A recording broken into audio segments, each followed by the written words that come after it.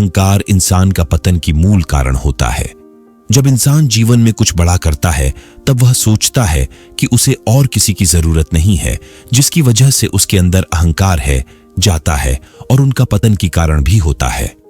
एक कहानी के माध्यम से समझते हैं कि अहंकार क्या होता है और कैसे अहंकार पतन के मूल कारण होता है।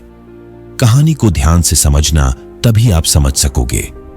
कहानी से बढ़ने से पहले चैनल को जरूर सब्सक्राइब करना, क्योंकि बहुत लोग वीडियो तो देखते हैं लेकिन सब्सक्राइब नहीं करते हैं, इसलिए कृपया करके सब्सक्राइब जरूर कर लेना। तो चलिए कहानी पर आगे बढ़ते हैं। एक समय की बात है, एक गांव में एक चित्रकार रहते थे जो बहुत ही खूबसूरत चित्र बनाते थे। वह जो भी चीज देख लेते थे उसका हूबहू चित्र बना लेते थे और वह चित्रों बेचकर संसार चलाते थे। उनका एक छोटा बेटा भी था और वह भी पिता के साथ चित्र बनाने में उनका मदद करता था। धीरे धीरे उनका बेटा भी पिता की तरह खुद का चित्र बनाने लगे। ऐसे ही वह भी धीरे धीरे बहुत अच्छे अच्छे चित्र बनाने लगे। उनका चित्र को देखकर उनके पिता बहुत खुश होने लगे, लेकिन हमेशा उनके बनाई हुई चित्रों में कुछ न कुछ कमियां जरूर निकलते थे। लेकिन वह चित्रकार की बेटा कभी भी पिता की बात से निराश नहीं होता था, बल्कि धीरे धीरे पिता की बताई गई वह गलती को सुधारने लगते हैं और पिता की बात मानते हुए अगली बार उसे गलती पर जरूर ध्यान देता। अब धीरे धीरे वो बच्चे का चित्र उनके पिता का चित्र से भी ज्यादा अच्छे बनने लगी थी।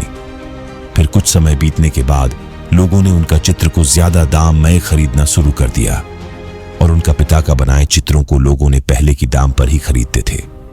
अब समय गुजारने के साथ साथ वह लड़का धीरे धीरे बड़ा होने लगा और अब वो उनका पिता से भी ज्यादा कमाने लगे। लेकिन अभी भी उनका पिता उसकी बनाई हुई चित्र में कुछ ना कुछ कमियां निकाल ही लेते थे। लेकिन आप उसके बेटे को यह बात अच्छी नहीं लगने लगे।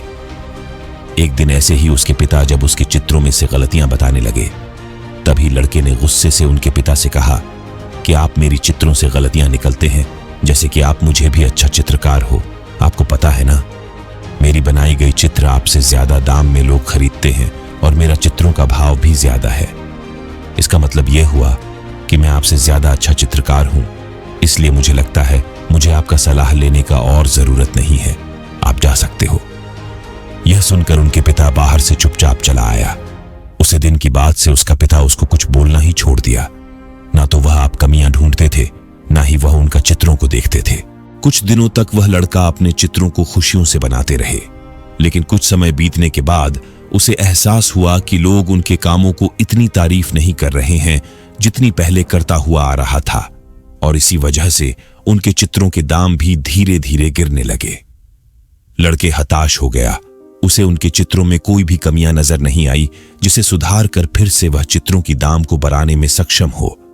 वह इस बात से बहुत परेशान हो गया और एक दिन वह अपने पिता के पास गया और पिता से सब कुछ खुलकर बोला। और पिता सब कुछ सुनने के बाद बोला, मुझे पता था ऐसे ही होगा।